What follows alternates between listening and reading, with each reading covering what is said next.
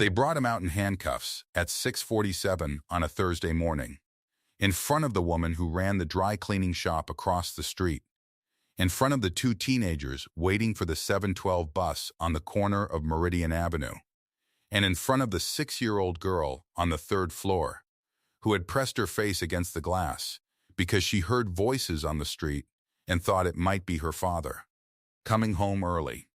It was not her father. It was Tobena Achebe, 48 years old, 194 pounds, still wearing the gray undershirt he had put on the night before, his hands pulled behind his back with the kind of efficiency that comes from practice. The officer holding his left arm was named Rodriguez. He didn't look at Tobena's face once. The officer walking behind them held up a clear plastic evidence bag with a small brown envelope inside, and he held it at chest height, turned slightly toward the street, the way a person holds something when they want it to be seen. The charge was possession with intent to distribute.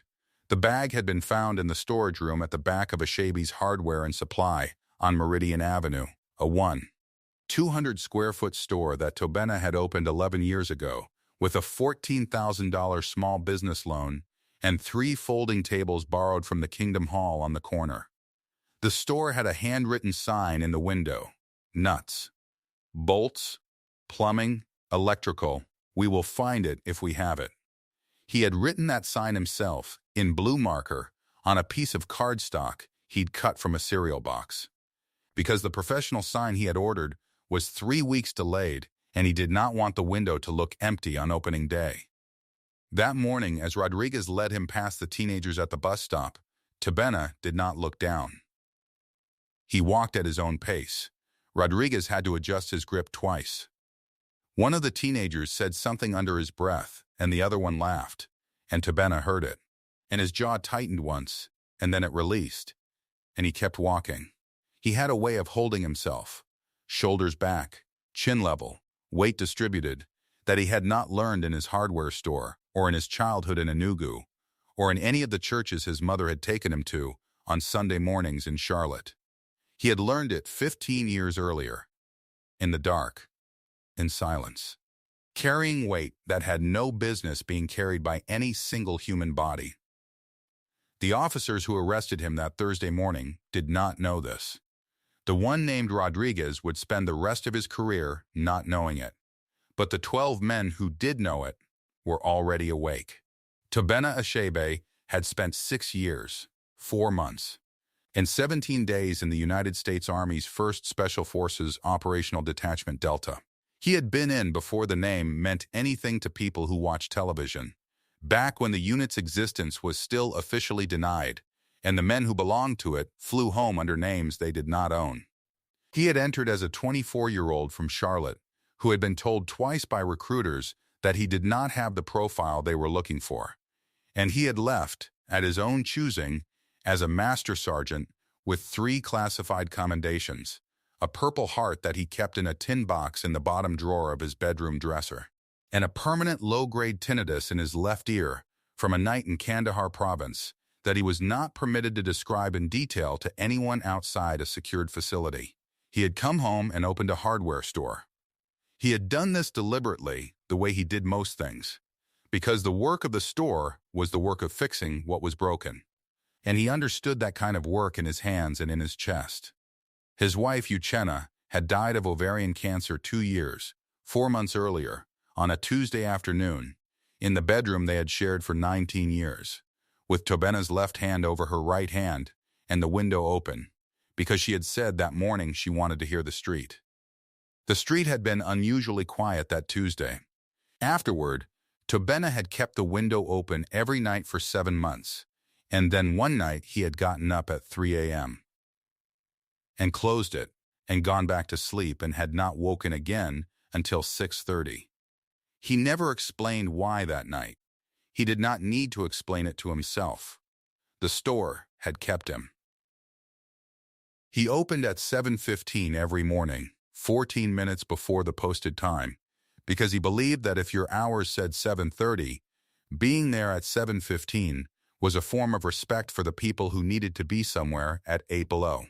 He swept the sidewalk in front of the store each morning with a push broom that he had bought from a closing hardware store on South Boulevard for $7 16 years ago. The broom was missing 6 bristle tufts on the left side. He kept it because it still worked. He drove a 2003 Chevrolet Silverado with 287,000 miles on the odometer and a passenger side mirror that he had replaced himself with electrical tape and a part that cost $18.40 because the body shop had quoted $340 and the mirror functioned identically either way. He had 2 employees, Marcus, 22, who had started at the store at 19 after Tobena found him sleeping in the doorway one February morning and had asked him 3 questions before offering him work, and Constance, 57, who had worked with Tobena since year 2 of the store and who could locate any part in the inventory within 90 seconds without using the catalog system, because she had organized it herself by use and by frequency, not by manufacturer code. These were the 2 people who had keys to the building besides Tobena. Neither of them had a record. Neither of them had access to the storage room, which Tobena kept padlocked because it also contained the store's financial documents going back 11 years, organized by month, in labeled manila folders. The padlock was intact when the officers came. Detective Calvin Briggs, 39, badge number 1147 out of Precinct 9, had authorized the search based on a tip from a confidential informant, whose identity Briggs had recorded in a handwritten note he kept in a locked desk drawer, rather than in the system. The note had been written 6 days before the search. The search had been conducted at 6:30 a.m. The brown envelope had been found at 6:44.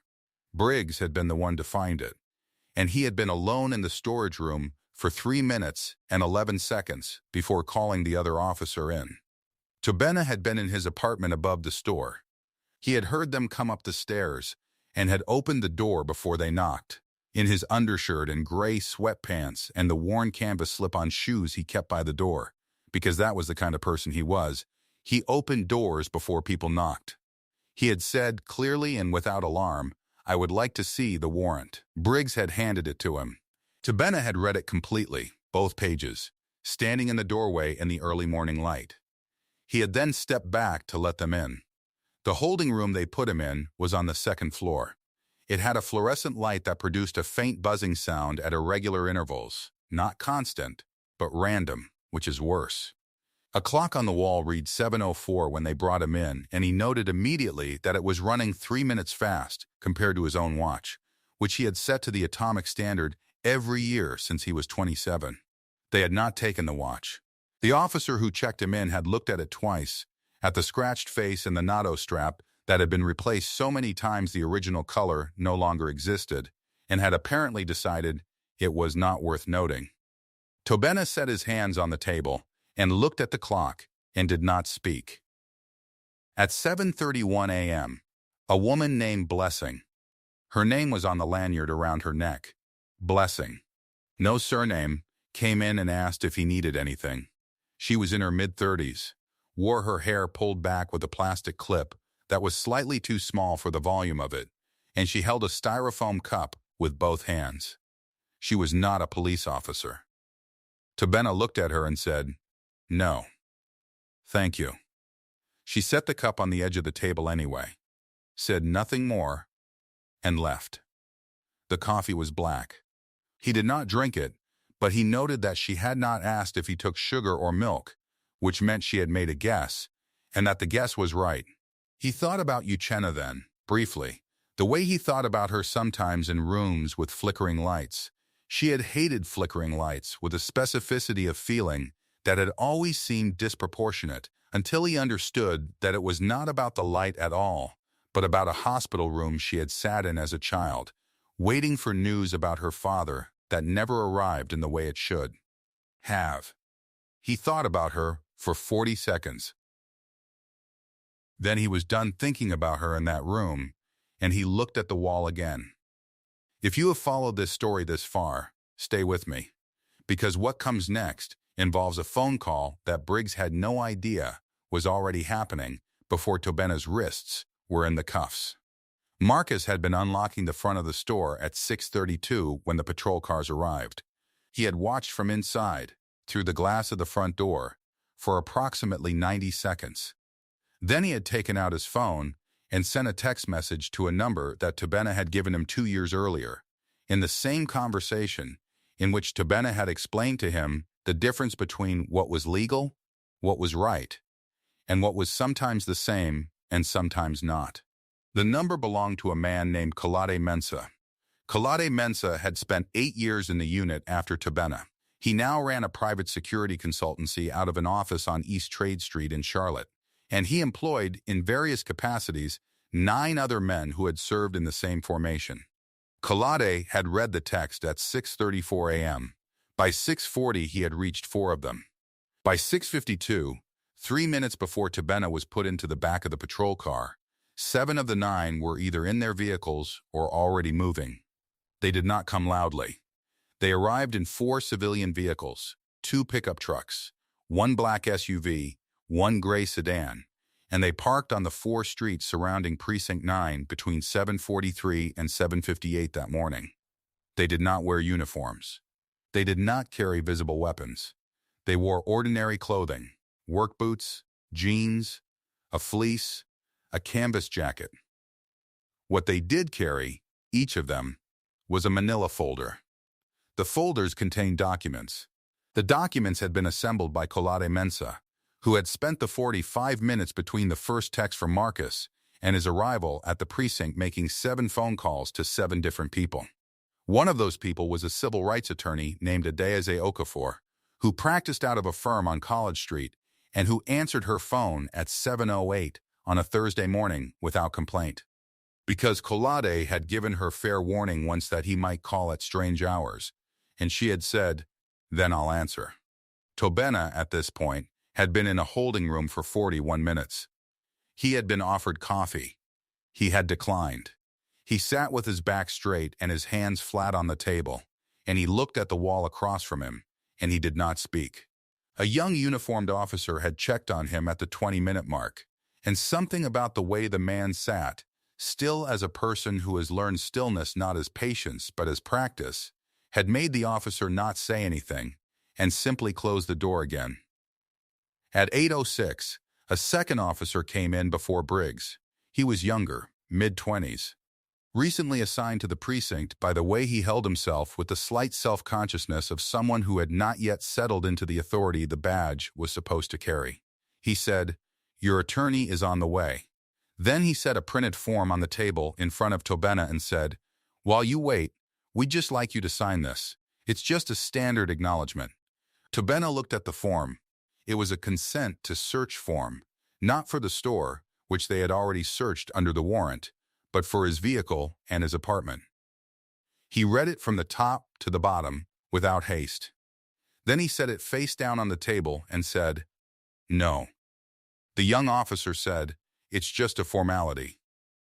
Tabena said, "I understand that's what you've been told to say. The answer is still no." The officer picked up the form and left. This was the second door that opened onto something harder. Detective Briggs arrived at the holding room at 8:06 and sat down across the table and opened a file. He had a particular way of opening a file, slowly, deliberately, without looking at the person across from him, that he had developed over 14 years because he had found it created a certain kind of atmosphere. He used this technique with some care. He placed the evidence photograph on the table between them, tapped it once, and said, "Tell me about this." Tabena looked at the photograph. He looked at it for exactly 4 seconds. Then he said, "That is not from my store." Briggs said, "We found it in your storage room." Tabena said, "I know where you found it." Then he said, "I would like my attorney now." Briggs said the attorney was being contacted. Tabena said, "She's already here." Adeze Okafor had arrived at the front desk of Precinct 9 at 7:51 a.m. She was 44 years old, 5'4", and she was carrying a black leather briefcase that she had owned for 11 years and that had a small scratch on the lower left corner from a courthouse door that had closed on it in 2019. She wore a charcoal gray suit, no jewelry except the watch her mother had given her when she passed the bar, and she smelled of lavender and the faint trace of coffee from the travel mug she had finished in the car. She introduced herself to the desk officer, stated her client's name and badge number of the arresting officer, and asked to be taken to her client immediately. The desk officer told her she would need to wait. She placed a single document on the desk, a motion she had drafted in the car, from memory, and dictated to a transcription application and said, "You have 10 minutes to comply with that, or I file it electronically from this lobby." Then she sat down in the plastic chair by the door and took out her phone and did not look up. They took her back in 9 minutes. Outside, Collade was speaking quietly to one of the men near the black SUV. He was not raising his voice. He did not have to. The men near him stood with the specific posture of people who had, at various points in their lives, been asked to wait in worse conditions than a sidewalk in Charlotte in October, and who therefore waited now with complete composure. A patrol officer came out the side door of the precinct at 8:14 and looked at them. He could not have said exactly what unsettled him. They were standing on a public sidewalk. They were not blocking anything. Several of them were drinking coffee from paper cups. He went back inside and found his sergeant and said, "There are men outside. You should come look." The sergeant came out and looked and recognized Collade from somewhere he could not immediately place. And then he placed it. A use of force seminar, 3 years ago, where Collade had given a 20-minute presentation on threat assessment that had made the entire room very quiet and then very loud with questions. The sergeant said, "What did they want?" The patrol officer said he didn't know. The sergeant walked across the parking lot and said, "Can I help you?" Collade looked at him and said, "We're waiting on a friend." He said it the way a person says something true. Inside, Adaize had been in the room with Tobena for 11 minutes. She had listened. She had asked 4 questions. She had written 3 things in a small notebook, then closed it. Then she had looked at him and said, "I need to tell you something." She told him what Collade had sent her, not about the men outside, not yet, but about the 3 other cases. 3 other black men, within a 4-mile radius of Precinct 9, in the previous 2 years, charged with drug possession, based on evidence recovered by Detective Briggs, from locked premises, from storage areas, from back offices. 2 had taken plea deals. 1 had gone to trial and been acquitted when his attorney found that the chain of custody documentation for the evidence had a 4-hour gap with no explanation. Briggs had been the recovering officer in all 3 cases. In all 3 cases, the tip had come from a confidential informant Briggs had never identified in any official document. In all 3 cases, Briggs had been alone with the evidence for a period of between 2 and 5 minutes before a second officer entered the scene. Tobena listened to all of this without moving. When she finished, he said, "The padlock was mine. I installed it 7 years ago. It uses a Medico cylinder, which requires a key registered to the owner. You can't pick it or cut it without leaving marks. The lock was intact when they came in." Adaize wrote one more thing in her notebook. Then she said, "That is exactly what I needed." Collade's second call, at 8:27, went to a retired sergeant major named Emmanuel Dubem, who had spent 31 years in military law and who now consulted for civil rights organizations and occasionally drove 4 hours to Charlotte on short notice when the right name appeared on his phone. Emmanuel said, "Give me the precinct address."